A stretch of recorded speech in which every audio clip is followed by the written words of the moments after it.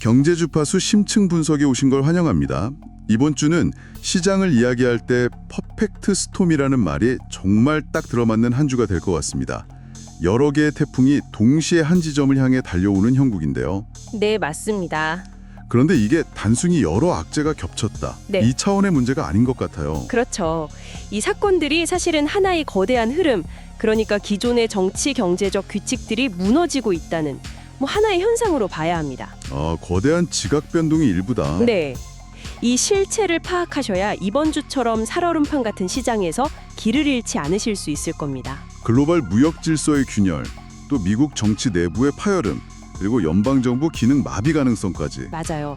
이 모든 게 불확실성의 일상화라는 하나의 뿌리에서 나온 가지들이죠. 여기에 시장의 심장과도 같은 빅테크 실적 발표까지 더해지니까 그야말로 폭풍전야입니다. 그럼 그 폭풍의 진원지부터 하나씩 따라가 보겠습니다. 먼저 가장 바깥쪽에서 불어오는 바람, 글로벌 무역 전선이죠. 네. 트럼프 대통령이 캐나다를 향해서 정말 상상 초월의 경고를 날렸습니다. 정말 그렇죠. 중국하고 무역 협정을 맺으면 캐나다산 모든 제품에 100% 관세를 몰리겠다. 100%요? 이건 외교적 수사라기보다는 거의 협박에 가까운 수준 아닌가요? 협박을 넘어서 기존의 동맹관계 자체를 부정하는 발언이죠. 스스로를 체계적으로 파괴하고 있다. 역사상 최악의 거래. 이런 표현은. 정말 원색적인 표현들이네요. 네. 동맹국 정상에게 쓸 수 있는 말이 아닙니다. 심지어 캐나다 총리를 의도적으로 주지사라고 부르면서 격을 낮추는 모습까지 보였어요. 그건 의도가 명확하네요. 그렇죠. 이건 단순히 중국을 견제하겠다는 걸 넘어서 우리 편이 아니면 적이라는 극단적인 이분법을 전 세계에 강요하고 있는 겁니다.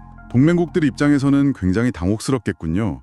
미국 우선주의의 압박이 이렇게 거세진다면 다른 나라들은 어떤 선택을 하게 될까요? 바로 그 지정에서 아주 흥미로운 균열이 나타나고 있습니다. 어떤 균열이죠? 미국의 압박이 강해질수록 다른 강대국들은 독자적인 생존 전략, 그러니까 포스트 아메리칸 무역 네트워크를 구축하려는 움직임을 보이고 있거든요. 대표적인 곳이 있나요? 바로 인도입니다. 최근 인도와 유럽연합, EU와 아주 밀접하게 손을 잡는 모습이 포착됐습니다. 인도와 EU의 밀월이라 구체적으로 어떤 내용인가요? 핵심은 자동차 관세입니다. 인도가 EU산 자동차에 부과하던 관세를 정말 파격적으로 낮추기로 했어요. 파격적으로요? 어느 정도로요? 기존의 최대 110%였거든요. 110%요? 네, 이걸 40%로 대폭 낮추기로 했습니다. 와, 이건 그냥 문을 여는 수준이 아니라 거의 레드카펫을 깔아주는 거네요. 그렇죠. 여기서 끝이 아니라 장기적으로는 10%까지 내릴 수 있다는 이야기까지 나오고 있어요. 전 세계 3위 자동차 시장인 인도의 빗장이 사실상 유럽을 향해 활짝 열리는 겁니다. 폭스바겐, 벤츠, BMW 같은 유럽 기업들에게는 정말 엄청난 기회겠네요. 중국을 대체할 수 있는 새로운 거대 시장이 통째로 열리는 셈이죠. 자국 자동차 산업 부활을 외치는 트럼프 대통령 입장에서는 정말 뒤통수를 맞은 기분이겠네요. 맞습니다. 미국의 아메리카 퍼스트 제조업 부흥 정책을 정면으로 거스르는 움직임이니까요. 당연히 미국도 가만히 있지는 않습니다. 어떤 반응을 보이나요? 최근 미국 재무장관이 갑자기 인도의 러시아산 석유 수입이 급격히 줄었다는 발언을 했어요. 그게 원래 추가 관세의 명분이었죠? 네, 그걸 명분으로 25% 추가 관세를 매기겠다고 으름장을 놨었는데 이제 명분이 사라졌으니 관세를 철회해 줄 수도 있다. 이런 식으로 일종의 당근을 제시한 거죠. 유럽으로 기우는 인도의 마음을 다시 돌려보려는 회유책이군요. 이게 과연 효과가 있을까요? 글쎄요. 이미 체스판의 말은 움직이기 시작했고요. 중요한 건 결과가 아니라 이 과정 자체죠. 미국이 흔들어 놓은 판 위에서 인도, 유럽 같은 주요 플레이어들이 각자의 실리를 챙기기 위해 새로운 합종 연행을 하고 있다는 사실이죠. 미중 무역 전쟁에만 시선이 쏠려 있는 동안 다른 곳에서는 이미 새로운 판이 짜이고 있었다는 거네요. 바로 그겁니다. 세계 경제 다극화가 조용하지만 아주 빠르게 진행되고 있다는 거죠. 밖으로는 이렇게 동맹국들을 윽박지르고 있는데 정작 그 힘의 중심부인 공화당 내부에서는 전혀 다른 이야기가 나오고 있다는 게 참 아이러니합니다. 네. 최근 유출된 테드 크루즈 상원의원의 녹취록이 바로 그 증거죠. 정말 충격적인 내용이었습니다. 2025년 초, 그러니까 1년도 더 전의 대화인데 공화당의 핵심 기부자들과의 비공개 대화에서 나온 말이라 더 무게감이 실립니다. 크루즈 의원의 핵심 주장은 이거예요.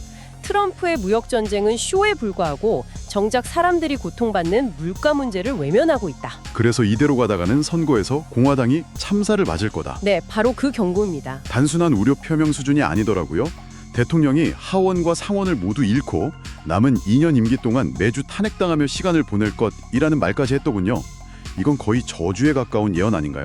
맞습니다. 심지어 대통령 앞에서 해방의 날이라는 표현을 쓴 직원을 해고할 거라는 농담까지 했다고 하니 트럼프의 정책 방향에 대한 불신과 불만이 얼마나 깊은지 짐작할 수 있죠. 물론 공식적으로는 대통령과 긴밀하다면서 유출 의도를 비난하고는 있지만요. 한번 터져나온 속마음을 다시 주워 담기는 어렵죠. 여기서 가장 궁금한 건 타이밍입니다. 왜 1년도 더 지난 녹음 파일이 하필 지금 이 시점에 세상에 나왔을까요? 누가 봐도 의도적인 유출인데요. 바로 그 타이밍이 모든 것을 말해줍니다. 이건 트럼프의 독주에 대한 공화당 내부의 경고장이라고 봐야 합니다. 경고장이라? 네, 당장 선거에서 자신들의 자리가 위태로워질 수 있다는 위기감이 수면 아래에서 부글부글 끓고 있었다는 증거죠. 겉으로는 충성을 외치지만 속으로는 각자 살아남기 위한 계산기를 두드리고 있는 겁니다. 그러니까 겉으로 보이는 철통 같은 단일 대우는 사실상 허상일 수 있다는 신호군요. 그렇습니다. 특히 크루즈 의원은 2016년에 트럼프와 대선 경선에서 맞붙었던 경쟁자이자 차기 대권을 노리는 거물급 정치인이잖아요. 그렇죠. 그런 인물의 입에서 저런 말이 나왔다는 건 트럼프의 리더십에 대한 균열이 생각보다 심각하다는 걸 의미합니다. 이런 내부 균열은 언제든 시장의 불확실성을 증폭시키는 뇌관이 될 수 있습니다. 이런 정치적 균열이 결국 현실적인 문제로 터져나오는 모습입니다. 연방정부 셧다운 위기가 정말 코앞까지 다가왔어요. 네, 미네아포리스에서 벌어진 비극적인 사건이 도화선이 됐습니다. 이민세관 단속국 ICE에 반대하는 시위 도중에 미국 시민권자가 총에 맞아 사망하는 사건이었죠. 네, 이 사건 때문에 정치권이 그야말로 벌집을 쑤신 듯 시끄럽습니다. 민주당 입장에서는 그냥 넘어갈 수 없는 사건이죠. 강력한 명분을 손에 쥔 셈이니까요. 그렇습니다. 민주당의 척 슈머 상원 원내대표가 ICE가 소속된 국토안보부 예산을 삭감하지 않으면 아예 예산안 전체를 통과시켜주지 않겠다고 초강수를 두고 있어요. 여기서 주목할 점은 공화당의 전통적 지지 기반인 전미총기협회 NRA조차 이번 사건에 우려를 표명했다는 거더라고요. 바로 그겁니다.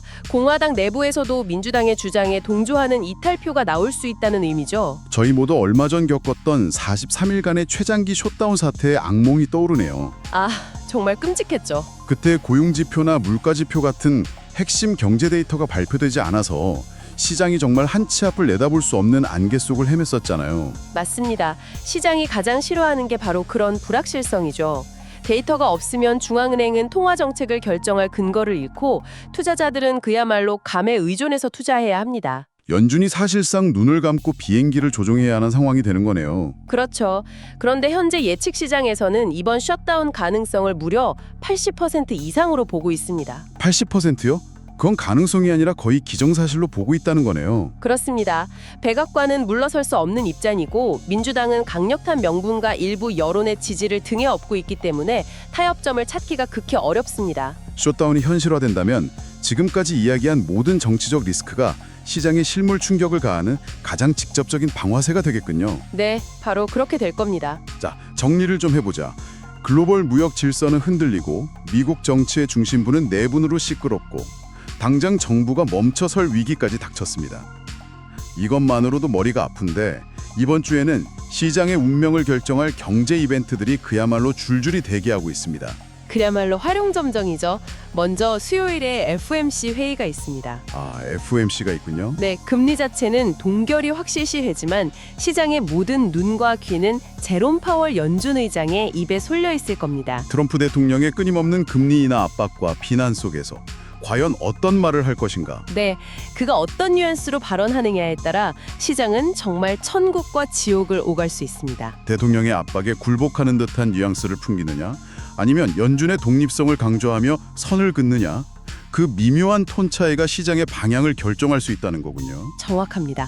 특히 지금처럼 정치적 불안이 극에 달한 상황에서는 파월 의장의 말이 시장 참여자들에게는 유일하게 믿을 수 있는 등대 역할을 하게 될 겁니다. 그의 자신감 있는 한마디가 시장을 안정시킬 수도 혹은 모호한 발언 하나가 투매를 불러일으킬 수도 있겠네요. 바로 그렇죠. 그리고 바로 그날 시장의 또 다른 심판의 날이 열립니다. 마이크로소프트, 메타, 테슬라 실적 발표가 있고 다음 날에는 애플 실적이 기다리고 있고요. 네, 시장의 네 기둥이 한꺼번에 성적표를 받아드는 셈입니다. 이들 기업의 실적이 지금의 위태로운 시장을 떠받치는 마지막 버팀목이 될 수 있을지, 아니면 오히려 시장을 벼랑 끝으로 미는 역할을 할지. 바로 그게 결정되는 순간이죠. 만약 실적이 예상보다 부진하게 나온다면 가뜩이나 불안한 투자 심리에 기름을 붓는 격이 될 겁니다. 반대로 어닝 서프라이즈를 기록한다면 이 모든 정치적 소음을 잠시나마 잊게 해주는 강력한 진통제 역할을 할 수도 있겠고요. 네, 그럴 수도 있겠죠. 결국 이 모든 것을 종합해보면 왜 이번 주를 퍼펙트 스톰이라고 부르는지 그 그림이 명확하게 그려집니다.